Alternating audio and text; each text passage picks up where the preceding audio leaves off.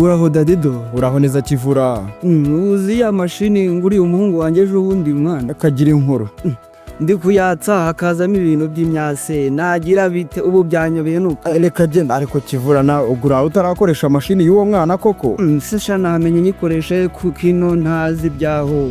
Decemba IT igisubizo ku mashini zirwaye ndetse n'izangiritse. Kwa Decemba IT dufite services zitandukanye harimo hardware maintenance, window activation, website design, window installation, embedded system project, user interface development, automation system project, CCTV camera installation ndetse na AI development ndetse n'izindi services zigiye zitandukanye. Ku banyeshuri bakeneye stage nabo ntabwo twabibagiwe. Ku bindi bisobanuro mwatwandikira kuri email ni decemba@gmail.com cyangwa se mukaduhamagara kuri nimero arizo 0793455662 cyangwa se ugakurikirana ibiganiro kuri YouTube ni Decemba IT. Ushobora kutwajya kuri Instagram ni Decemba12. Ku bindi bisobanuro kandi wadusanga ku Muhima hafi yo ku musigiti. Decemba IT Smart Tech, Smart World.